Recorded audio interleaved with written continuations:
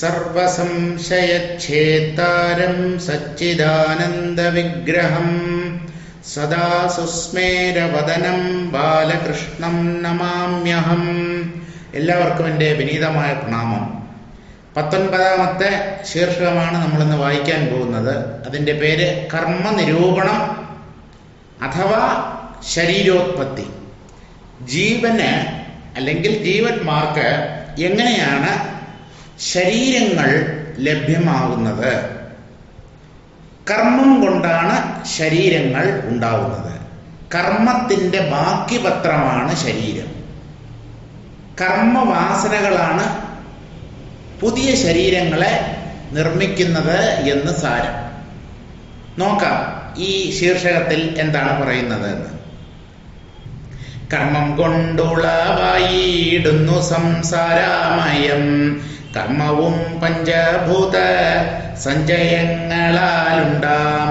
സഞ്ചിതം ദേശകാല സഹിതമായിട്ടുള്ള പഞ്ചഭൂതങ്ങൾ സാധാരണ കാരണമതും ശുക്ലശോണിതങ്ങളായി മൃത്താകുമതിനോടു യുക്തമാക്കേണമസാധാരണ കാരണമാം കുംഭകാര വ്യാപാരമാകുന്ന പൂർവകർമ്മം സംഭവിച്ചിടും ശരീരങ്ങളുമതിനാലേ. കർമ്മം കൊണ്ടുളവായിടുന്നു സംസാര ആമയം. ആമയം വ്യാധി അഥവാ രോഗം. സംസാരം ഒരു രോഗമാണ് എന്നുള്ള തിരിച്ചറിവ് തന്നെ പലർക്കുമില്ല. ജീവിതം ആസ്വദിക്കാനുള്ളതാണ് എന്നാണ് പലരും ധരിച്ചു വച്ചിരിക്കുന്നത്. അടിച്ചു പൊളിക്കാനുള്ളതാണ് ജീവിതം. ഇതാണ് പലരുടെയും വിചാരം. ഇതൊരു മഹാവ്യാധിയാണ് എന്നുള്ളതാണ് ആദ്യം നമുക്കുണ്ടാകേണ്ട തിരിച്ചറിവ്. അപ്പൊ കർമ്മം കൊണ്ടുളവായിടുന്നു സംസാരാമയം. കർമ്മമാണ് സംസാര വ്യാധിക്ക് കാരണം. ഈ കർമ്മങ്ങൾ എങ്ങനെയാണ് ഉണ്ടാവുന്നത്? ജീവന്മാരുടെ പ്രവൃത്തികളാണല്ലോ കർമ്മങ്ങൾ. കർമ്മവും പഞ്ചഭൂത സഞ്ചയങ്ങളാൽ ഉണ്ടാം. കർമ്മം എന്ന് പറയുന്നത് പഞ്ചഭൂതങ്ങളുടെ സഞ്ചയം കൊണ്ടുണ്ടാകുന്നതാണ്. പഞ്ചഭൂത സഞ്ചയം എന്ന് പറഞ്ഞാൽ പഞ്ചഭൂത സമാഹാരം, പഞ്ചഭൂതങ്ങളുടെ സംഘാതം, ചേർച്ച. എന്താണ് പഞ്ചഭൂതങ്ങളുടെ ചേർച്ച? ശരീരങ്ങൾ എന്നർത്ഥം. ഏത് ജീവിയുടെ ശരീരവും എടുത്ത് പരിശോധിച്ചോളൂ, പാഞ്ചഭൗതികമായിരിക്കും അത്. ഈ ശരീരം ഉള്ളപ്പോഴാണ് നമ്മൾ കർമ്മങ്ങൾ ചെയ്യുന്നത്. ഈ ശരീരത്തെ കർമ്മത്തിനുള്ള ഉപകരണമായി ജീവന്മാർ കണക്കാക്കുന്നു. അപ്പോൾ ഈ ശരീരങ്ങളിലൂടെ അല്ലെങ്കിൽ ശരീരത്തെ ആശ്രയിച്ച് ചെയ്യുന്ന കർമ്മങ്ങളാണ് സംസാര വ്യാധിക്ക് കാരണം. ഈ കർമ്മങ്ങൾ ശരീരമുള്ളത് കൊണ്ടാണ് ചെയ്യാൻ കഴിയുന്നത്. അപ്പോ പഞ്ചഭൂത സഞ്ചയങ്ങളാണ് കർമ്മത്തിന് കാരണം. സഞ്ചിതം ദേശകാല സഹിതമായിട്ടുള്ള പഞ്ചഭൂതങ്ങൾ സാധാരണ കാരണമതും. ഒരു ഉത്പന്നം ഉണ്ടാക്കപ്പെടുമ്പോൾ അല്ലെങ്കിൽ സൃഷ്ടിക്കപ്പെടുമ്പോൾ രണ്ട് കാരണങ്ങൾ അതിൻ്റെ പുറകിൽ ഉണ്ടാവണം എന്നാണ് ശാസ്ത്രത്തിൻ്റെ തീരുമാനം. സഞ്ചിതം ദേശകാല സഹിതമായിട്ടുള്ള പഞ്ചഭൂതങ്ങൾ സാധാരണ കാരണമത്. ദേശകാലങ്ങളോടൊപ്പമുള്ള എന്ന് പറഞ്ഞാൽ ദേശകാലങ്ങളോടുകൂടി ചേർന്ന പഞ്ചഭൂതങ്ങൾ. പഞ്ചഭൂതങ്ങളും ദേശം, കാലം ഇവകളും ചേരണം. പിന്നെ സഞ്ചിത കർമ്മവും. സഞ്ചിത കർമ്മം എന്ന് പറഞ്ഞാൽ നമ്മൾ കഴിഞ്ഞ ജന്മങ്ങളിൽ ചേർത്ത് വെച്ച അനേകം കർമ്മങ്ങളാണ് സഞ്ചിത കർമ്മങ്ങൾ. അതിൻ്റെ ഒരംശം ഒരു പ്രത്യേക ശരീരത്തിൽ ഇരുന്ന് അനുഭവിക്കാനായി നമുക്ക് കിട്ടുന്നു. അപ്പൊ ആ ശരീരത്തെ ഉണ്ടാക്കുന്നത്, അതായത് ഓരോ ജീവിക്കും ഓരോ പ്രത്യേക ശരീരം കിട്ടുന്നത് ഈ സഞ്ചിത കർമ്മങ്ങളുടെ ഒരംശം കൈക്കലാകുമ്പോഴാണ്. അപ്പൊ ആ സഞ്ചിത കർമ്മവും ഈ സഞ്ചിത കർമ്മത്തിന്റെ ഒരംശമാണ് ഇപ്പോഴത്തെ ശരീരത്തിന് കാരണം. അതിനെയാണ് ആ ശരീരത്തിൽ ഇരുന്നു കൊണ്ട് അനുഭവിക്കുന്ന സഞ്ചിത കർമ്മത്തിന്റെ പേരാണ് പ്രാരബ്ധം. ഈ പ്രാരബ്ധം എന്ന് പറയുന്നത് വാസ്തവത്തിൽ സഞ്ചിത കർമ്മത്തിന്റെ ഒരു അംശം തന്നെയാണ്. ഒരു പ്രത്യേക ശരീരം രൂപപ്പെടാൻ കാരണമായ സഞ്ചിത കർമ്മത്തിന്റെ അംശമാണ് പ്രാരബ്ധം എന്ന പേരിൽ അറിയപ്പെടുന്നത്. ആ സഞ്ചിത കർമ്മവും, അതായത് സഞ്ചിത കർമ്മത്തിന്റെ അംശമായ പ്രാരബ്ധ കർമ്മവും ദേശകാലങ്ങളോടുകൂടി ചേർന്ന പഞ്ചഭൂതങ്ങളുമാണ് സാധാരണ കാരണം. കാരണം രണ്ടു തരമുണ്ട്. ഏതൊക്കെയാണ്? ഉപാദാന കാരണവും നിമിത്ത കാരണവും. എന്താണ് ഈ ഉപാദാന കാരണം, നിമിത്ത കാരണം? ഉപാദാന കാരണം എന്ന് പറഞ്ഞാൽ ഒന്ന് നിർമ്മിക്കാനായി നമുക്ക് ആവശ്യമുള്ള അസംസ്കൃത വസ്തുക്കൾ, അതാണ് ഉപാദാന കാരണം. ഇപ്പോ ഒരു കൊശവൻ കുടമുണ്ടാക്കുന്നു എന്ന് വിചാരിക്കുക. കുടമുണ്ടാക്കാൻ കളിമണ്ണ് കൂടിയേ തീരും, മണ്ണില്ലാതെ കുടമില്ല. അപ്പൊ ആ കളിമണ്ണാണ് ഉപാദാന കാരണം. ഇതുപോലെ ഉപാദാന കാരണം ശരീരങ്ങളുടെ സൃഷ്ടിയിൽ ഉപാദാന കാരണം ഏതാണെന്ന് ചോദിച്ചാൽ ദേശകാലങ്ങളോടുകൂടി ചേർന്ന പഞ്ചഭൂതങ്ങളും പിന്നെ സഞ്ചിത കർമ്മത്തിന്റെ ഒരംശവും, ഇത്രയും ചേർന്നതാണ് ഉപാദാന കാരണം. ഉപാദാന കാരണം എപ്പോഴും ജഡമായിരിക്കും, മാറ്റർ, ദ്രവ്യമായിരിക്കും. അത് മാത്രം കൊണ്ട് ഒരു സൃഷ്ടി, ഒരു പ്രോഡക്റ്റ്, ഒരു ഉത്പന്നം ഉണ്ടാവാൻ വയ്യ. അപ്പൊ ഉപാദാന കാരണം കൂടാതെ മറ്റൊന്നു കൂടെ വേണം. അതാണ് നിമിത്ത കാരണം എന്ന് പറയുന്നത്. നിമിത്ത കാരണം എന്ന് പറഞ്ഞാൽ കുടം മണ്ണിൽ നിന്ന് തനിയേ ഉണ്ടാവില്ല. മണ്ണ് സ്വയം കുടമായി രൂപപ്പെടില്ല. അവിടെ മണ്ണിനെ കുടത്തിന്റെ രൂപത്തിലാക്കാൻ ചേതനനായ, ചിന്തിക്കാൻ കഴിവുള്ള ഒരു മനുഷ്യൻ കൂടിയേ തീരും. അപ്പൊ എവിടെയും ഉപാദാന കാരണം ജഡവും നിമിത്ത കാരണം ചൈതന്യവുമായിരിക്കും. ശരീരങ്ങളുടെ സൃഷ്ടിയെ സംബന്ധിച്ചിടത്തോളം ഉപാദാന കാരണം പറഞ്ഞു കഴിഞ്ഞു, പഞ്ചഭൂതങ്ങളും അവയോടൊപ്പം ദേശകാലങ്ങളും, പിന്നെ സഞ്ചിത കർമ്മത്തിന്റെ ഒരംശവും. എന്താണ് നിമിത്ത കാരണം?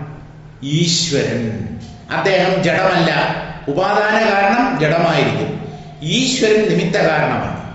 എന്തുകൊണ്ട്? അനേകം കർമ്മങ്ങൾ, കോടാനുകോടി ജീവന്മാർ ഏതൊക്കെയോ ജന്മങ്ങളിൽ ചെയ്ത കർമ്മങ്ങളുണ്ട്. അതിൽ എത്ര കണ്ട് ഒരു പ്രത്യേക ശരീരത്തിൽ ഇരുന്ന് അനുഭവിക്കണം എന്ന് തീരുമാനിക്കാൻ ബുദ്ധിയുള്ള ഒരാൾക്കേ കഴിയൂ. ചേതനന് മാത്രമേ അത് കഴിയൂ. അങ്ങനെയുള്ള ചേതനനെയാണ് നമ്മൾ ഈശ്വരൻ എന്ന പേര് പറഞ്ഞ് വിളിക്കുന്നത്. ഒക്കെ ഈശ്വരേച്ഛ, തലവിധി, തലവര എന്നൊക്കെ പറയുന്നുണ്ടല്ലോ. ഈ വരച്ചു വിടുന്നവനാണ് ഈശ്വരൻ. ഇതാണ് ഉപാദാന കാരണവും നിമിത്ത കാരണവും.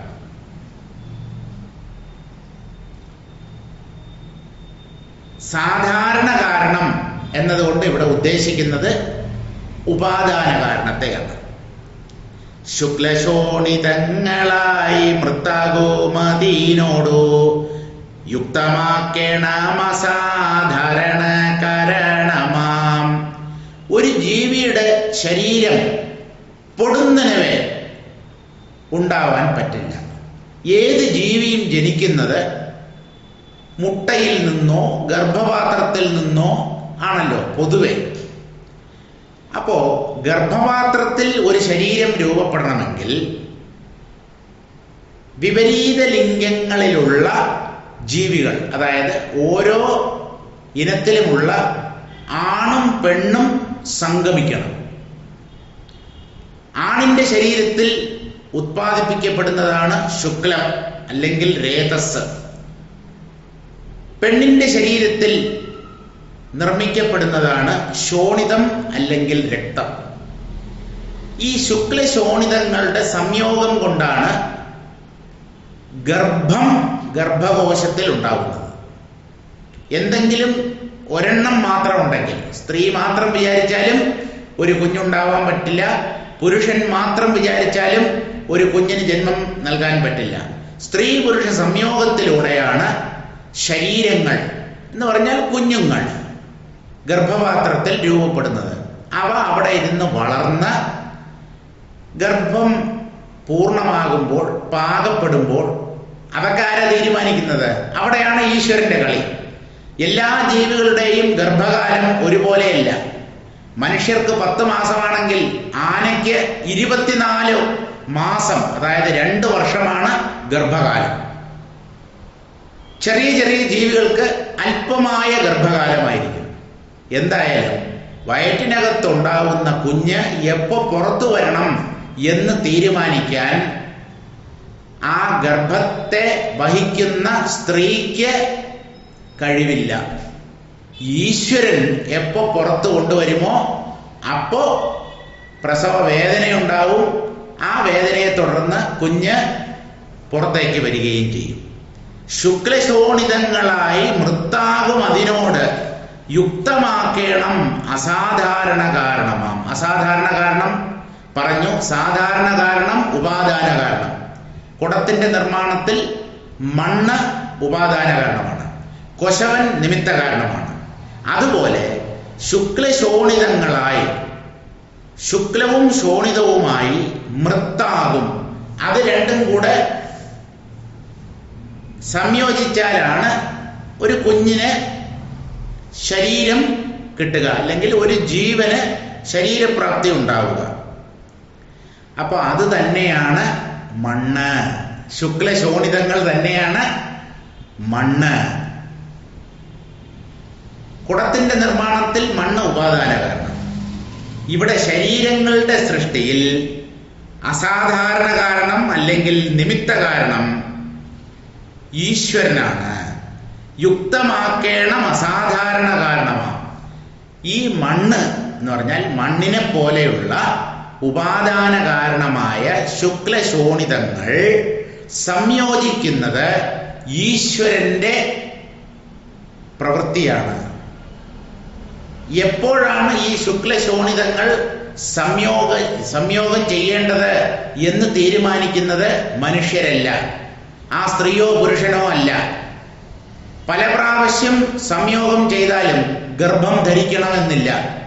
ഒരൊറ്റ സംയോഗം കൊണ്ട് തന്നെ ഗർഭം ധരിച്ചു എന്നും വരാം. അപ്പോൾ ഇതൊന്നും മനുഷ്യൻ തീരുമാനിക്കാൻ പറ്റില്ല. കുംഭകാര വ്യാപാരമാകുന്ന പൂർവകർമ്മം സംഭവിച്ചിടും ശരീരങ്ങളും അതിനാലെ. കുംഭാരൻ എന്ന് ചുരുക്കി പറയും. പച്ച മലയാളത്തിൽ കൊശവൻ, മൺപാത്രങ്ങൾ ഉണ്ടാക്കുന്നവൻ. ഈ കുംഭകാര വ്യാപാരം പോലെയാണ് പൂർവകർമ്മം. പൂർവകർമ്മങ്ങൾ ആണ് വാസ്തവത്തിൽ ശരീര സൃഷ്ടിക്ക് കാരണം. പക്ഷേ കുംഭകാരനെ പോലെ ഈ പൂർവകർമ്മങ്ങൾ ഛേദനങ്ങളല്ല. കർമ്മങ്ങൾ തനിയെ ശരീരമായി രൂപപ്പെടില്ല. അവിടെ ഈശ്വരനാകുന്ന നിമിത്ത കാരണമാണ് പ്രവർത്തിക്കുക. എന്തായാലും ഇവിടെ ഈശ്വരൻ എന്നുള്ള ഒരു ആശയത്തെ ഈ ഘട്ടത്തിൽ അംഗീകരിക്കുന്നില്ല.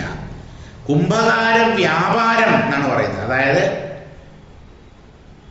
കൊശവന്റെ നിർമ്മാണം, മണ്ണെടുത്ത് കുഴച്ച് കുടത്തിന്റെ രൂപത്തിലാക്കണമല്ലോ. ആ കുംഭകാര വ്യാപാരം, അതായത് കൊശവൻ എന്താണോ ചെയ്യുന്നത് അതിൻ്റെ സ്ഥാനത്താണ് പൂർവകർമ്മങ്ങൾ നിൽക്കുന്നത്. സഞ്ചിത കർമ്മം എന്ന് പറഞ്ഞല്ലോ. ശുക്ലശോണിതങ്ങളാണ് മണ്ണിന്റെ സ്ഥാനത്ത് നിൽക്കുന്നത്. സംഭവിച്ചിടും ശരീരങ്ങളും അതിനാലെ. ഇങ്ങനെ കുംഭകാര വ്യാപാരം പോലെയുള്ള പൂർവകർമ്മങ്ങളും മണ്ണ് പോലെയുള്ള അല്ലെങ്കിൽ മണ്ണിൻ്റെ സ്ഥാനത്ത് നിൽക്കുന്ന ശുക്ലശോണിതങ്ങളും ഇത് രണ്ടും കൂടെ ചേരുമ്പോഴാണ് മൺകുടം പോലെയുള്ള ശരീരങ്ങൾ ഉണ്ടാവുന്നത്. കുടം എത്ര വിശേഷപ്പെട്ടതായാലും ഇന്നല്ലെങ്കിൽ നാളെ ഉടയും. ജഡമുടലോർത്താൽ കുടമുടയുമ്പോൾ ജഡം കുടം പോലെയാണ്. കുടമുടയുമെങ്കിൽ ജഡവും ഉടയും, ശരീരങ്ങളും നശിക്കും. അപ്പൊ നിമിത്ത കാരണമായ ഈശ്വരനിലേക്ക് വരുന്നില്ല. ഇപ്പൊ കുംഭകാരന്റെ പ്രവൃത്തി പറഞ്ഞു, മണ്ണ് എന്നുള്ള ഘടകത്തെയും പറഞ്ഞു. ഇങ്ങനെയാണ് ശരീരങ്ങൾ സംഭവിക്കുന്നത്. മൃത്സയും കുലാലവ്യാപാരവും കോടീഘട മുദ്ഭവിക്കുന്നു യഥാ ദേഹവും ഉണ്ടാകുന്നു. മൃത്സ എന്ന് പറഞ്ഞാൽ മണ്ണ് എന്നർത്ഥം. മൃത്സയും കുലാല വ്യാപാരവും കൂടി, മണ്ണും കുശവന്റെ പ്രവൃത്തിയും കൂടെ ചേർന്നാണ് ഘടമുണ്ടാകുന്നത്, കുടമുണ്ടാകുന്നത്. അതുപോലെ തന്നെയാണ് ഈ ശരീരങ്ങളാകുന്ന കുടങ്ങളും ഉണ്ടാകുന്നത്. മണ്ണിന്റെ സ്ഥാനത്ത് ശുക്ലശോണിതങ്ങൾ. കാരണം അവ സംയോജിക്കാതെ ശരീരങ്ങൾ ഉദ്ഭവിക്കുകയില്ല. പൂർവകർമ്മങ്ങൾ ഉണ്ടാവണം. ശുക്ലശോണിതങ്ങൾ സംയോജിച്ചാലും പൂർവകർമ്മങ്ങളോട് കൂടിയ ഒരു ജീവൻ ഇല്ല എങ്കിൽ സ്ത്രീ പുരുഷന്മാർ എത്ര പ്രാവശ്യം സംയോഗം ചെയ്താലും കുഞ്ഞു ജനിക്കില്ല. കാരണം അതിന് തക്കതായ ഒരു ജീവനില്ല. ഇവരുടെ മകനോ മകളോ ആയി ജനിക്കാൻ തലവിധിയുള്ള കർമ്മങ്ങളോടുകൂടിയ ഒരു ജീവൻ ഇല്ല എങ്കിൽ ഇവരെ സംയോജിച്ചത് കൊണ്ട് കുഞ്ഞുണ്ടാവില്ല. മൃത്സയും കുലാലവ്യാപാരവും കൂടി ഘടമുദ്ഭവിക്കുന്നു, യഥാ ദേഹവും ഉണ്ടാകുന്നു. ഇങ്ങനെയാണ് ശരീരങ്ങൾ ഉണ്ടാവുന്നത്. ഇനി നിമിത്ത കാരണത്തിലേക്ക് വരാം. നിമിത്ത കാരണത്തിന്റെ സ്ഥാനത്ത് നിൽക്കുന്നത് ഈശ്വരനാണ്. ഈശ്വരനെ തന്നെയാണ് കോശവൻ എന്ന് പറയുന്നത്. മലയാളത്തില് പണ്ടുള്ളവര് കുട്ടികളെയൊക്കെ ശകാരിക്കുമ്പം പോടാ കൊശവ എന്ന് പറയും. യഥാർത്ഥത്തിൽ കൊശവൻ ആരാണ്? ബ്രഹ്മദേവൻ, സൃഷ്ടികർത്താവാണ് കൊശവൻ. അങ്ങേരാണല്ലോ പ്രപഞ്ചത്തിൽ സൃഷ്ടിയെ നടത്തുന്നത്, പ്രപഞ്ചത്തെ തന്നെ സൃഷ്ടിക്കുന്നത്. അപ്പൊ ആ നിമിത്ത കാരണത്തെയാണ് ഇനി പറയുന്നത്. കാരണം നിമിത്തവും പാർക്കുമ്പോൾ കർമ്മം തന്നെ, കാരണം കുലാലവ്യാപാരമെന്നതുപോലെ മൃത്താകുമുപാദാനം ഈശ്വര സൃഷ്ടമായി വർത്തിക്കും പഞ്ചഭൂത സഞ്ചയമെന്നാകിലും കർത്തവ്യമില്ല സംസാരമയമുണ്ടാക്കുവാൻ കർത്തവ്യം കർമ്മത്തിനെന്നറിക വരാനനെ. ഇവിടെ ഈശ്വരൻ എന്ന നിമിത്ത കാരണത്തെ കൊണ്ടുവരുന്നേയില്ല ആചാര്യൻ. എന്തുകൊണ്ടെന്ന് ചോദിച്ചാൽ ഈശ്വര സൃഷ്ടമാണ് പഞ്ചഭൂതങ്ങൾ.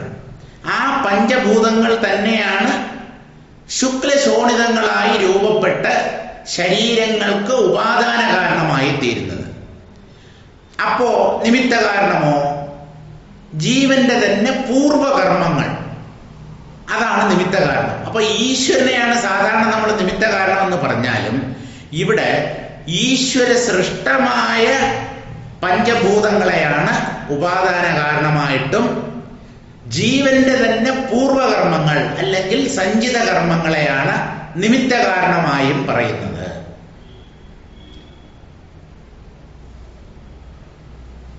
ഇവിടെ ഈ ഗ്രന്ഥത്തിൽ അങ്ങനെയാണ് പറയുന്നത്. കാരണവും നിമിത്തവും പാർക്കുമ്പോൾ, കാരണം നിമിത്തവും പാർക്കുമ്പോൾ, നിമിത്ത കാരണം എന്താണെന്ന് ചിന്തിക്കുമ്പോൾ കർമ്മം തന്നെ കാരണം, ജീവന്റെ പൂർവജന്മ കർമ്മങ്ങൾ തന്നെയാണ് നിമിത്ത കാരണം. അല്ലാതെ ഈശ്വരനെ ഇങ്ങോട്ട് കൊണ്ടുവരേണ്ട കാര്യമില്ല. ഈശ്വരൻ അങ്ങനെ സൃഷ്ടിയിൽ ഇടപെടുന്നില്ല. ജീവന്മാരുടെ ശരീരങ്ങളെ നിർമ്മിക്കുന്ന പ്രക്രിയയിൽ സർവേശ്വരനെ വെറുതെ വലിച്ചിഴയ്ക്കണ്ട എന്ന് വിചാരിച്ചത് കൊണ്ടാകാം കർമ്മത്തെ ഉപാദാന കാരണമായി സ്വീകരിച്ചിരിക്കുന്നത്. കാരണം നിമിത്തവും പാർക്കുമ്പോൾ കർമ്മം തന്നെ. കാരണം കുലാലവ്യാപാരം എന്നതുപോലെ മൃത്താകും ഉപാദാനം ഈശ്വര സൃഷ്ടമായി വർത്തിക്കും പഞ്ചഭൂത സഞ്ചയം എന്നാകിലും. ഈശ്വര സൃഷ്ടമായ പഞ്ചഭൂതങ്ങളാണ് മണ്ണ് പോലെ ഉപാദാന കാരണമായി തീരുന്നത്. നിമിത്ത കാരണം ജീവന്റെ തന്നെ പൂർവകർമ്മങ്ങളുമാണ്. കർത്തവ്യമില്ല സംസാരാമയമുണ്ടാക്കുവാൻ, കർത്തവ്യം കർമ്മത്തിനെന്നറിക വരാനനെ. സംസാരമാകുന്ന രോഗം ഉണ്ടാകാൻ കർമ്മം തന്നെയാണ് കാരണം. കർത്തവ്യം കർമ്മത്തിനെന്നറിക വരാനനെ. കാരണം ഈശ്വരൻ സങ്കല്പിച്ചത് കൊണ്ട് മാത്രം ഒരു ജീവന് ശരീരത്തെ ഉണ്ടാക്കി കൊടുക്കാൻ പറ്റില്ല. അദ്ദേഹം സർവശക്തനായിക്കോട്ടെ, ഈ ജീവന്റെ പൂർവകർമ്മങ്ങളും കൂടെ ഉണ്ടാവണം. പുതിയ ഒരു ശരീരത്തെ രൂപപ്പെടുത്താൻ പര്യാപ്തമായ കർമ്മങ്ങൾ ഉണ്ടെങ്കിലേ ഈശ്വരന് ഒരു ശരീരത്തെ അല്ലെങ്കിൽ ശരീരത്തിന് കാരണമായി തീരാൻ പറ്റും. അപ്പോ ആ ഈശ്വരന്റെ സ്ഥാനം വളരെ വളരെ ദൂരത്താണ് ഈ സൃഷ്ടിയെ സംബന്ധിച്ച്. അതുകൊണ്ടാണ് അദ്ദേഹത്തെ നേരിട്ട് ഇതിൽ ഉൾപ്പെടുത്താത്തത്. മൃത്താകും ഉപാദാന കാരണം എന്ന് പറയുന്നത് ശുക്ലശോണിതങ്ങളാണ്. അത് പഞ്ചഭൂതങ്ങളിൽ നിന്നാണ് ഉണ്ടാവുന്നത്. ആ പഞ്ചഭൂതങ്ങൾ ഈശ്വര സൃഷ്ടങ്ങളാണ്. അങ്ങനെയാണെങ്കിലും കർത്തവ്യമില്ല. ഈശ്വരന് ജീവന്മാരുടെ ശരീര സൃഷ്ടിയിൽ നേരിട്ടൊരിടപെടൽ ഇല്ല എന്നാണ് പറയുന്നത്. സംസാരാമയം ഉണ്ടാക്കുവാൻ, ഈ സംസാരമാകുന്ന രോഗം എന്ന് പറഞ്ഞാൽ ശരീര സ്വീകാരം ഉണ്ടാക്കി കൊടുക്കുന്നതിൽ അല്ലെങ്കിൽ ശരീരങ്ങളെ സൃഷ്ടിക്കുന്ന കാര്യത്തിൽ ഈശ്വരന് നേരിട്ട് ഒരു ഇടപെടൽ ഇല്ല. കർത്തവ്യം കർമ്മത്തിനെന്നറിക വരാനനെ. കർമ്മമാണ് ശരിക്കും ജീവശരീരങ്ങളുടെ സൃഷ്ടിയിൽ നിമിത്ത കാരണം. ചില പുസ്തകങ്ങളിൽ, ചില ഗ്രന്ഥങ്ങളിൽ പഞ്ചഭൂതങ്ങളെ ഉപാദാന കാരണമായിട്ടും ഈശ്വരനെ നിമിത്ത കാരണമായിട്ടും പറയുന്നുണ്ട്. ഇവിടെ ഈശ്വരനെ നിമിത്ത കാരണമായി അംഗീകരിക്കാൻ ആചാര്യൻ തയ്യാറാവുന്നില്ല. കാരണം ഈ കർമ്മങ്ങൾ തന്നെ ശരീരങ്ങളെ ജീവന്മാർക്ക് നിർമ്മിച്ചു കൊടുക്കുന്നു. അതുകൊണ്ട് വെറുതെ ഈശ്വരനെ ഈ കാര്യത്തിൽ ഉൾപ്പെടുത്തേണ്ടതില്ല. ഇതാണ് ആചാര്യന്റെ വീക്ഷണം. സാരം വായിക്കാം. ഹേ വരാനനെ, കർമ്മം കൊണ്ടുണ്ടാകുന്നത് സംസാരമാണ്. പഞ്ചഭൂതങ്ങളുടെ പ്രവർത്തനം കൊണ്ടാണ് സംസാരം ഉണ്ടാകുന്നത്. പഞ്ചഭൂതങ്ങൾ ദേശകാലസ്ഥിതിക്ക് അനുസരണമായിട്ടുള്ളതാണ്. അതാണ് സഞ്ചിതം ദേശകാല സഹിതമായിട്ടുള്ള പഞ്ചഭൂതങ്ങൾ സാധാരണ കാരണമാം എന്ന് പറഞ്ഞത്. പഞ്ചഭൂതങ്ങൾ, ദേശം, സമയം, ഇതെല്ലാം കൂടെ ചേരുമ്പോഴാണ് ശരീരങ്ങൾ ഉണ്ടാകുന്നത്. ശുക്ലശോണിതങ്ങളാൽ ചമയ്ക്കപ്പെടുന്ന മണ്ണിനോട് യുക്തി കൊണ്ട് അസാധാരണ ബുദ്ധിയാൽ അറിയുമ്പോൾ കുക്ഷിസാഗരത്തിന്റെ ക്രയവിക്രയമാകുന്ന പൂർവകർമ്മം സംഭവിച്ചിടും. എന്താണ് ഇതിന്റെ അർത്ഥം? ശുക്ലശോണിതങ്ങളാൽ ചമയ്ക്കപ്പെടുന്ന എന്ന് പറഞ്ഞാൽ നിർമ്മിക്കപ്പെടുന്ന, സൃഷ്ടിക്കപ്പെടുന്ന മണ്ണിനോട്, ഇവിടെ മണ്ണ് എന്ന് പറഞ്ഞാൽ ശരീരം അല്ല, പഞ്ചഭൂതങ്ങൾ എന്നാണ് അർത്ഥം. ആ മണ്ണിനെ ഉദാഹരണമായി സ്വീകരിച്ചുകൊണ്ട് യുക്തി കൊണ്ട് ചിന്തിച്ചാൽ, അസാധാരണ ബുദ്ധിയാൽ അറിയുമ്പോൾ കുക്ഷിസാഗരത്തിന്റെ ക്രയവിക്രയമാകുന്ന പൂർവകർമ്മം സംഭവിച്ചിടും. കുക്ഷിസാഗരം എന്ന് പറഞ്ഞാൽ വയറാകുന്ന കടൽ, ആ വയറ്റിലാണല്ലോ ഓരോ ജീവനും രൂപപ്പെടുന്നത്, മാതാവിൻ്റെ ഗർഭകോശത്തിൽ. ക്രയവിക്രയമാകുന്ന പൂർവകർമ്മം. ക്രയം വിക്രയം എന്ന് പറഞ്ഞാൽ വിൽക്കുകയും വാങ്ങുകയും ചെയ്യുക, കൊടുക്കലും വാങ്ങലും. അതാണ് പ്രധാനമായും കർമ്മം എന്നതുകൊണ്ട് ഉദ്ദേശിക്കുന്നത്. അപ്പോൾ ആ പൂർവകർമ്മങ്ങൾ, ക്രയവിക്രയമാകുന്ന പൂർവകർമ്മങ്ങൾ ആണ് ശരീര സൃഷ്ടിയുടെ നിമിത്ത കാരണം. അതിനെ തുടർന്ന് ശരീരങ്ങളും ഉണ്ടാകുന്നു. ശരീരമുണ്ടാവാനുള്ള കാരണം ചിന്തിച്ചാൽ കർമ്മം തന്നെ എന്നു കാണാം. കുശവൻ കലം മെനയുന്നത് പോലെയാണ് കർമ്മവിനയും. കർമ്മവിന എന്ന് പറഞ്ഞാൽ കർമ്മഫലം. കർമ്മഫലമാണ്, പൂർവജന്മ കർമ്മങ്ങളുടെ ഫലമാണ് ശരീരങ്ങളെ സൃഷ്ടിക്കുന്നത്. കലത്തിന്റെ സൃഷ്ടാവ് കുശവൻ എന്ന പോലെ ഈശ്വര സൃഷ്ടമായി പഞ്ചഭൂതങ്ങൾ കഴിയുന്നു എന്നും അറിഞ്ഞുകൊള്ളുക. ഈശ്വരനാണ് പഞ്ചഭൂതങ്ങളെ സൃഷ്ടിക്കുന്നത്, നമ്മളല്ല. ആ പഞ്ചഭൂതങ്ങളാണ് ശുക്ലശോണിതങ്ങളായി പുരുഷന്റെയും സ്ത്രീയുടെയും ശരീരത്തിൽ രൂപപ്പെടുന്നത്. അവ സംയോജിക്കുമ്പോഴാണ് ശരീരങ്ങൾ നിർമ്മിക്കപ്പെടുന്നത്. ഈശ്വരന് യാതൊരുവിധ കർത്തവ്യവുമില്ല. ഈശ്വരൻ ഈ ശരീര സൃഷ്ടിയിൽ ഇടപെടുന്നേയില്ല. അദ്ദേഹത്തിന് ഈ കാര്യത്തിൽ പങ്കില്ല. കർത്തവ്യം കർമ്മത്തിനാണ് എന്നറിഞ്ഞുകൊള്ളുക. കളി മുഴുവൻ ഈ കർമ്മമാണ് ചെയ്യുന്നത്. ശരീരത്തെ ഉത്പാദിപ്പിക്കുന്ന കാര്യത്തിൽ കർമ്മം മാത്രമാണ് പ്രധാനമായി വർത്തിക്കുന്നത്. ഒക്കെ കർമ്മത്തിന്റെ കളിയാണ്. ഇനി എന്ത് പറയുന്നു എന്ന് നോക്കാം. കർമാണി നശിപ്പിച്ചാൽ ജന്മാദി ദുഃഖങ്ങളും നിർമൂലം നശിച്ചാനന്ദാപ്തിയുമുണ്ടായി വരും.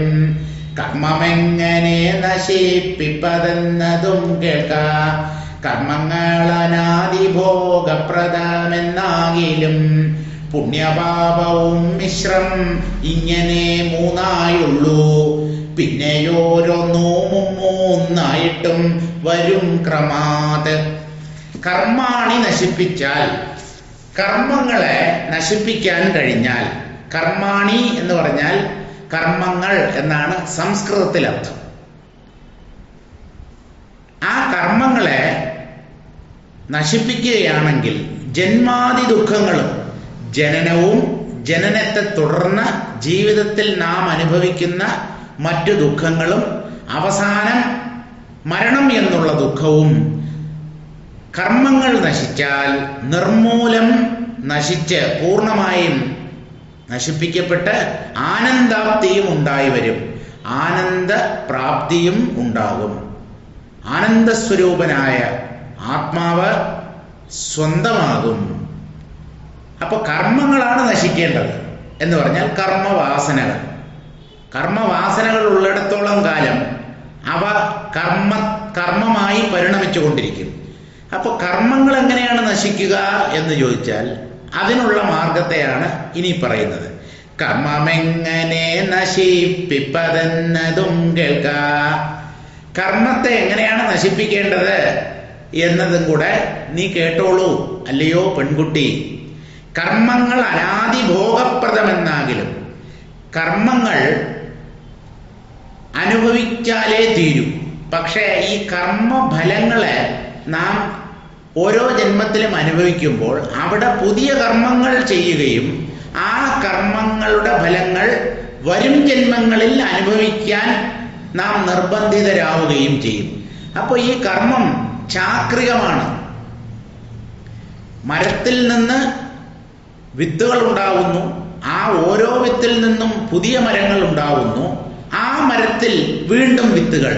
അപ്പൊ ഇങ്ങനെ ഒരവസാനമില്ലാതെ നീണ്ടു നീണ്ടു പോകുന്നു കർമ്മത്തിന്റെ ശൃംഖല. അപ്പോ ഈ കർമ്മത്തെ എങ്ങനെയാ നശിപ്പിക്കുക? വല്ല വിധേനയും കുറെ കർമ്മങ്ങളെ അനുഭവിച്ചു തീർക്കാമെന്ന് പറഞ്ഞാൽ ആ ജന്മത്തിൽ പുതിയതായി പല കർമ്മങ്ങളും ചെയ്യുന്നുണ്ട്. ആ കർമ്മങ്ങളുടെ ഫലങ്ങൾ അനുഭവിക്കാനായി അടുത്ത ജന്മം എടുക്കേണ്ടതായും വരും. അപ്പോൾ കർമ്മം എങ്ങനെ നശിപ്പിപ്പത് എന്നതും കേൾക്കാം. അത് കേട്ടോളൂ. കർമ്മങ്ങൾ അനാദി ഭോഗപ്രദമെന്നാകിലും അനാദിയായി ഭോഗങ്ങളെ കൊടുക്കുകയാണ് ഈ കർമ്മങ്ങളുടെ സ്വഭാവം. അപ്പൊ എങ്ങനെയാണ് ഈ കർമ്മത്തെ നശിപ്പിക്കുക? കർമ്മനാശം അല്ലെങ്കിൽ വാസനാനാശം എങ്ങനെയാണ് നേടിയെടുക്കുക?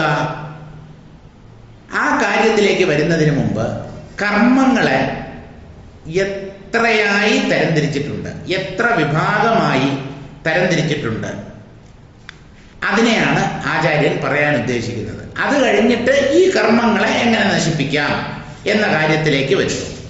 പുണ്യപാപവും മിശ്രമിങ്ങനെ മൂന്നായുള്ളൂ, പിന്നെയോരോന്നോ മുമ്മൂന്നായിട്ടും വരും ക്രമാത്. കർമ്മങ്ങൾ പ്രധാനമായും 3 തരത്തിലുണ്ട്. സാധാരണ നമ്മൾ പുണ്യം പാപം ഇങ്ങനെ 2 തരം കർമ്മങ്ങളെ കുറിച്ച് സംസാരിക്കാറുള്ളൂ. ഒരു വിഭാഗവും കൂടെയുണ്ട് മിശ്രം. മിശ്രം എന്ന് പറഞ്ഞാൽ പുണ്യവും പാപവും കൂടിക്കലർന്ന കർമ്മങ്ങൾ. അപ്പോൾ പുണ്യകർമ്മങ്ങളുണ്ട്, പാപകർമ്മങ്ങളുണ്ട്, മിശ്രകർമ്മങ്ങളുമുണ്ട്. ഇങ്ങനെ 3 തരം കർമ്മങ്ങളുണ്ട്. ആരുടെ കർമ്മത്തെ വേണമെങ്കിലും ഈ 3 വിഭാഗങ്ങളിൽ ഏതെങ്കിലും ഒന്നിൽ ഉൾപ്പെടുത്താം. അപ്പൊ മൊത്തം 3 കർമ്മങ്ങളെ ഉള്ളോ പാപം, പുണ്യം, മിശ്രം എന്ന് ചോദിച്ചാൽ അല്ല. ഇവ ഓരോന്നിനും ഉപവിഭാഗങ്ങളുണ്ട്. ഈ ഓരോന്നിനെയും വീണ്ടും 3 വിഭജിച്ചിട്ടുണ്ട്. പിന്നെ ഓരോന്ന് 3 വരും ക്രമാത്. 3 വിഭാഗങ്ങളായി ഈ ഓരോന്നിനെയും എന്ന് പറഞ്ഞാൽ പാപത്തെ 3 വിഭാഗമാക്കുന്നുണ്ട്, പുണ്യത്തെയും 3 വിഭാഗങ്ങളാക്കുന്നുണ്ട്, മിശ്രകർമ്മങ്ങളെയും 3 വിഭാഗങ്ങളാക്കുന്നുണ്ട്. ഇപ്പൊ മൊത്തം എത്രയായി? 9 വിഭാഗങ്ങളായി. 9 തരത്തിലുള്ള കർമ്മങ്ങളുണ്ട്. അപ്പൊ ആ ഉപവിഭാഗങ്ങൾ എന്തൊക്കെയാണ് എന്ന് ചോദിച്ചാൽ പുണ്യോത്കർഷവും പുണ്യ സാമാന്യം മധ്യമവും പുണ്യകർമ്മങ്ങളേവം മിശ്രകർമ്മവും തഥാ. മിശ്രോത്കർഷവും മിശ്ര സാമാന്യം മധ്യമവും മിശ്രകർമ്മങ്ങളേവം പാപകർമ്മവും തഥാ. പാപോത്കർഷവും പാപ മധ്യമം സാമാന്യവും ഏവം കർമ്മങ്ങൾ 9 വിധമായുള്ളോന്നല്ലോ. പുണ്യകർമ്മത്തെ 3 തരംതിരിക്കുന്നു. എന്തൊക്കെയാണ്? പുണ്യ ഉത്കർഷം, പുണ്യമധ്യമം, പുണ്യസാമാന്യം. പുണ്യ ഉത്കർഷം എന്ന് പറഞ്ഞാൽ പുണ്യകർമ്മമാണ്, പക്ഷേ അതിൽ തന്നെ വളരെ ഉയർന്ന നിലയിലുള്ള പുണ്യമാണ് ഈ പുണ്യ ഉത്കർഷം എന്നതുകൊണ്ട് ഉദ്ദേശിക്കുന്നത്. അങ്ങനെയുള്ള കർമ്മങ്ങളുണ്ട്. നല്ല കർമ്മങ്ങൾ തന്നെ വളരെ നല്ലത്, അല്പം തരം താണത്, കുറച്ചുകൂടെ തരം താണത്. അപ്പോ പുണ്യസാമാന്യം എന്ന് പറഞ്ഞാൽ സാധാരണ രീതിയിലുള്ള പുണ്യം. പുണ്യമധ്യമം എന്ന് പറഞ്ഞാൽ അതിനേക്കാളും കൂടിയ നിലയിലുള്ള പുണ്യകർമ്മങ്ങൾ. പുണ്യോത്കർഷം എന്ന് പറഞ്ഞാൽ അങ്ങേയറ്റത്തെ പുണ്യഫലത്തെ കൊടുക്കുന്ന കർമ്മങ്ങൾ. ഇത് 3 തന്നെ പുണ്യകർമ്മങ്ങൾ തന്നെയാണ്. അതിനകത്തുള്ള തരംതിരിവാണ്. പുണ്യോത്കർഷവും പുണ്യസാമാന്യം മധ്യമവും പുണ്യകർമ്മങ്ങളേവം. ഇങ്ങനെ പുണ്യകർമ്മങ്ങളെ പുണ്യോത്കർഷം, പുണ്യമധ്യമം, പുണ്യസാമാന്യം അവരോഹണ ക്രമത്തിലാണ്. ഏറ്റവും താഴെ പുണ്യസാമാന്യം, അതിന് മുകളിൽ പുണ്യമധ്യമം, ഏറ്റവും മുകളിൽ പുണ്യോത്കർഷം. ഇതുപോലെ തന്നെ മിശ്രകർമ്മങ്ങളെയും വിഭജിച്ചിട്ടുണ്ട്. മിശ്രോത്കർഷവും മിശ്ര സാമാന്യം മധ്യമവും മിശ്രകർമ്മങ്ങളേവം പാപകർമ്മവും തഥാ. പുണ്യത്തെ 3 വിഭാഗങ്ങളായി തരംതിരിച്ചതുപോലെ മിശ്രകർമ്മങ്ങളെയും മിശ്ര ഉത്കർഷം, മിശ്രമധ്യമം, മിശ്രസാമാന്യം ഇങ്ങനെ 3 തരംതിരിച്ചിട്ടുണ്ട്. പാപകർമ്മങ്ങളെയും ഇതുപോലെ മൂന്നായി തരംതിരിച്ചിട്ടുണ്ട്. പാപോത്കർഷവും പാപ മധ്യമം സാമാന്യവും ഏവം കർമ്മങ്ങൾ നവവിധമായുള്ളോന്നല്ലോ. കർമ്മങ്ങൾ ഇങ്ങനെ പ്രധാനമായി മൂന്നായി തരംതിരിക്കപ്പെട്ടിട്ടുണ്ടെങ്കിലും പുണ്യം പാപം മിശ്രം ഇങ്ങനെ മൂന്ന് പ്രധാന വിഭാഗങ്ങളായി തരംതിരിച്ചിട്ടുണ്ടെങ്കിലും അവയിൽ ഓരോന്നിനെയും വീണ്ടും മൂന്ന് തരമായി വിഭജിച്ചിട്ടുണ്ട്. അത് ഉത്കർഷം, മധ്യമം, സാമാന്യം. സാമാന്യം ഏറ്റവും താഴെയുള്ളത്, അതിനേക്കാളും മുകളിൽ മധ്യമം, ഏറ്റവും മുകളിൽ ഉത്കർഷം. പാപമായാലും ഇങ്ങനെ തന്നെ. പാപസാമാന്യം എന്ന് പറഞ്ഞാൽ പാപകർമ്മമാണ്, പക്ഷേ ഏറ്റവും താഴെയുള്ളത്. കൊടും പാപമല്ല, ചെറിയ പാപമുള്ളത് പാപം തന്നെയാണ്. അതിനേക്കാളും പാപത്തിന്റെ തീവ്രത കൂടിയിരിക്കും പാപമധ്യമത്തിൽ. മഹാപാപമായിരിക്കും പാപോത്കർഷ കർമ്മങ്ങളിൽ കാണപ്പെടാൻ കഴിയുക. ഇങ്ങനെ പുണ്യം പാപം മിശ്രം ഈ ഓരോന്നിനെയും ഉത്കർഷം, മധ്യമം, സാമാന്യം എന്ന മൂന്ന് ഉപവിഭാഗങ്ങളായി തരംതിരിച്ചിട്ടുണ്ട്. ഇപ്പൊ മൊത്തം 9 തരത്തിലുള്ള കർമ്മങ്ങൾ ഉണ്ട്. ഇതിൽ മനുഷ്യജന്മം എപ്പോഴാണ് കിട്ടുന്നത് എന്ന് ചോദിച്ചാൽ, ഏവം എന്നതിൽ പുണ്യപാപ മിശ്രമാകുന്നു മർത്യ ജന്മമെന്നതിലും ഉത്കർഷമായുള്ള ജന്മം. സിദ്ധിച്ചാൽ കർമ്മക്ഷയം വരുത്താം ജ്ഞാനാഗ്നിന മുക്തിയും സിദ്ധിച്ചിടുമില്ല സംശയം ബാലേ. മനുഷ്യജന്മം പുണ്യപാപമിശ്രമാകുന്നു എന്ന് പറഞ്ഞാൽ പുണ്യവും പാപവും ഇടകലർന്നത്. അങ്ങേയറ്റം പുണ്യവുമല്ല, അങ്ങേയറ്റം പാപവുമല്ല. പുണ്യവും പാപവും കലർന്നു വരുമ്പോഴാണ് മർത്യജന്മം ഉണ്ടാകുന്നത്. അതായത് മിശ്രകർമ്മം. നമ്മൾ ആദ്യം 3 വിഭാഗമായി തിരിച്ചല്ലോ, പുണ്യം പാപം മിശ്രം. മിശ്രം എന്ന് പറഞ്ഞാൽ പുണ്യപാപങ്ങളുടെ കൂടിക്കലരൽ, അത് രണ്ടും കൂടെ ചേർന്നത്. അപ്പൊ ആ മിശ്രകർമ്മങ്ങളുടെ ഫലമായിട്ടാണ് മനുഷ്യജന്മം കിട്ടുന്നത്, മർത്യജന്മം. അതിൽ തന്നെ മിശ്രകർമ്മമാണല്ലോ മനുഷ്യ ശരീരത്തെ സൃഷ്ടിക്കുന്നത്. അതിൽ തന്നെ മിശ്രത്തിൽ തന്നെ 3 വിഭാഗം ഉണ്ടെന്ന് പറഞ്ഞല്ലോ, ഉത്കർഷം, മധ്യമം, സാമാന്യം. അതിൽ തന്നെ മിശ്രകർമ്മങ്ങളിൽ തന്നെ ഉത്കർഷമായിട്ടുള്ള കർമ്മങ്ങൾ, അതായത് മിശ്ര ഉത്കർഷം, ആ കർമ്മങ്ങൾ കൊണ്ടാണ് കർമ്മങ്ങൾ ക്ഷയിക്കുന്നത്. എല്ലാവരും മനുഷ്യരാണ്. മിശ്രകർമ്മങ്ങളാണ് ഈ മനുഷ്യരുടെ ശരീരങ്ങളെ ഉണ്ടാക്കിയിരിക്കുന്നത്. പക്ഷേ എല്ലാവരും കർമ്മത്തെ നശിപ്പിക്കാൻ ശക്തരാകുന്നില്ലല്ലോ. പലർക്കും ലൗകിക സുഖഭോഗങ്ങളിലാണ് താല്പര്യം.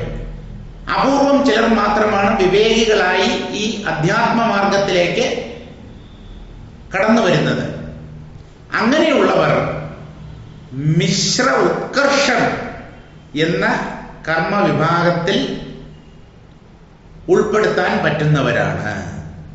അപ്പോ മനുഷ്യരിൽ തന്നെ കെങ്കേമന്മാരുണ്ട്, ഇടത്തരക്കാരുണ്ട്, നീചന്മാരുണ്ട്. അതിൽ കെങ്കേമന്മാരാണ് കർമ്മങ്ങളെ നശിപ്പിച്ച്, വാസനകളെ നശിപ്പിച്ച് ജ്ഞാനം നേടുന്നത്. എന്തായാലും മനുഷ്യജന്മം കിട്ടിയേ പറ്റൂ ജ്ഞാനത്തിന്. മനുഷ്യനേക്കാളും താഴ്ന്ന ജന്മങ്ങളുണ്ട്. പക്ഷിമൃഗാദികൾ, കൃമികീടങ്ങൾ, വൃക്ഷലതാദികൾ, അവയൊന്നും മോക്ഷത്തിന് കാരണമാകുന്നില്ല. മനുഷ്യജന്മം കിട്ടിയാൽ തന്നെ കർമ്മനാശം വരണമെന്നില്ല. അതിൽ തന്നെ ഉത്കർഷകർമ്മങ്ങൾ ഉണ്ടാവണം. മിശ്രകർമ്മത്തിൽ തന്നെ ഉത്കർഷമായിട്ടുള്ളവ ചെയ്താൽ മാത്രമേ ജ്ഞാനം സിദ്ധിക്കുകയുള്ളൂ. സിദ്ധിച്ചാൽ കർമ്മക്ഷയം വരുത്താം, കർമ്മങ്ങളെ ക്ഷയിപ്പിക്കാം. എങ്ങനെ? ജ്ഞാനാഗ്നിന, ജ്ഞാനമാകുന്ന അഗ്നി ജ്വലിപ്പിച്ച് കർമ്മങ്ങളെ അവയിൽ കത്തിച്ച് ചാമ്പലാക്കാം. ആ ജ്ഞാനാഗ്നിയിൽ കർമ്മബീജങ്ങളെ കത്തിച്ച് ചാമ്പലാക്കാം. മുക്തിയും സിദ്ധിച്ചിടും.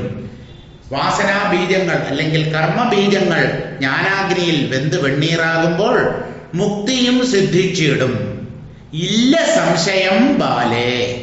കുഞ്ഞെ, ഈ കാര്യത്തിൽ യാതൊരു സംശയവും ഞങ്ങൾക്കില്ല, തത്വദർശികൾക്ക് ഇല്ല. ജ്ഞാനാഗ്നിയിലൂടെയാണ് കർമ്മങ്ങൾ ചാമ്പലാകേണ്ടത്. ജ്ഞാനാഗ്നി മാത്രമേ കർമ്മബീജങ്ങളെ കത്തിക്കാൻ സമർത്ഥമായിട്ടുള്ളൂ. സാരം വായിക്കാം.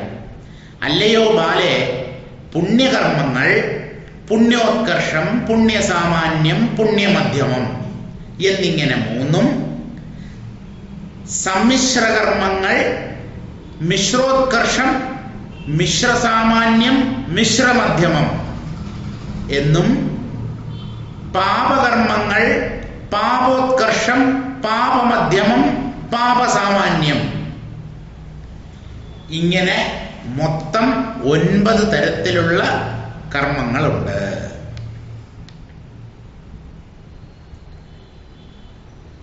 ഇതിൽ ക്രമത്തിലല്ല പറഞ്ഞിരിക്കുന്നത്. അതായത് ഇതിൽ പറയുന്നത് പുണ്യോത്കർഷം, പുണ്യസാമാന്യം, പുണ്യമധ്യമം. വാസ്തവത്തിൽ പുണ്യോത്കർഷം ഏറ്റവും മുകളിൽ, അത് കഴിഞ്ഞ് പുണ്യമധ്യമമാണ് വരുന്നത്. പുണ്യസാമാന്യം ഏറ്റവും താഴെയാണ്. പക്ഷേ പദ്യത്തിൽ ആ വൃത്തത്തിനൊപ്പിച്ച് പറയുമ്പോൾ രണ്ടാമത് പുണ്യമധ്യമത്തെയാണ് പറയുന്നത്.